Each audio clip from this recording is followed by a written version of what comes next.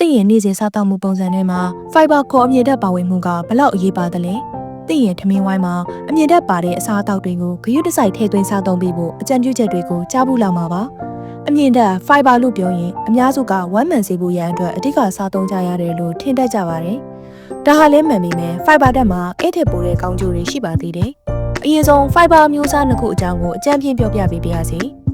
fiber ကိုရေမှာပျော်ဝင်နိုင်တဲ့ soluble fiber နဲ့မပျော်ဝင်နိုင်တဲ့ insoluble fiber ဆိုပြီးနှစ်မျိုးခွဲခြားနိုင်ပါတယ်။ soluble fiber တွေကတော့စားသုံးလိုက်ရင်အစာအိမ်ထဲမှာကျဲလို့ပျော့သွားပြီးအစာချေစနစ်ကိုနေစေလို့စီးချိုသမားတွေအတွက်အန္တရာယ်အများဆုံးဖြစ်တဲ့ sugar spike သွေးတကြားတဲ့တဟုန်ထိုးတက်ခြင်းကိုကာကွယ်နိုင်ပါတယ်။ insoluble fiber တွေကတော့အစာချေလမ်းကြောင်းအတင်းမှခြေဖြတ်စရာအစာတွေကောင်းမွန်စွာလှုပ်ရှားဖြစ်တတ်နိုင်ဖို့အကူအညီပေးပါတယ်။ကျမတို့အများဆုံးသိထားတဲ့ဝမ်းမှန်စေခြင်းကောင်းကျိုးကို insoluble fiber တွေကအဓိကပေးစွမ်းတာဖြစ်ပါတယ်။ fiber ဓာတ်ကပေးသောအကျိုးကျေးဇူးများ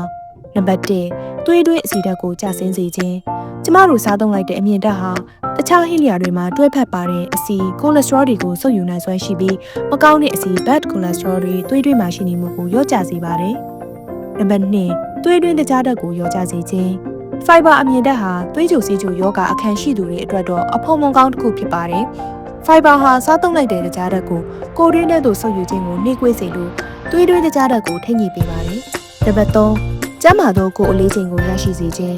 fiber ဟာတင့်ကိုအခြားသောအစားအစာများထက်ဆိုင်ရင်ပမာဏနည်းနည်းစားရုံနဲ့တင်းတိမ်တဲ့ခန်းစားချက်ကိုပေးနိုင်ပါတယ်။ဒါအပြင်ကယ်လိုရီပါဝင်မှုလည်းနည်းတာကြောင့်ဝိတ်ထိန်းနေသူများအတွက်အားကိုးစရာအစာအုပ်စုတစ်ခုလည်းဖြစ်ပါတယ်။ဒါအပြင် fiber ဟာသွေးလက်ပတ်မှုကိုကောင်းစေတဲ့အတွက်သွေးတိုးယောဂါကိုတက်တာစေလို့နှလုံးကျန်းမာရေးကိုတစ်ဖက်လမ်းကနေအထောက်အကူဖြစ်စေပါတယ်။ fiber ကျွယ်ဝတဲ့အစားအသောက်တွေကတော့စံလုံးညွန့်နဲ့အုတ်တကဲ့သို့ဟိုဂရိတ်များတစ်သီးဟင်းသီးဟင်းရွက်ပဲတော်များနဲ့ပဲစီများအစီအစံများပဲဖြစ်ပါတယ်။အစားအသောက်နဲ့ပတ်သက်တဲ့ဗဟုသုတနဲ့အသုံးဝင်တဲ့နည်းလမ်းတွေအတွက် Food Classroom page လေးကို like and follow လုပ်ထားကြအောင်နော်။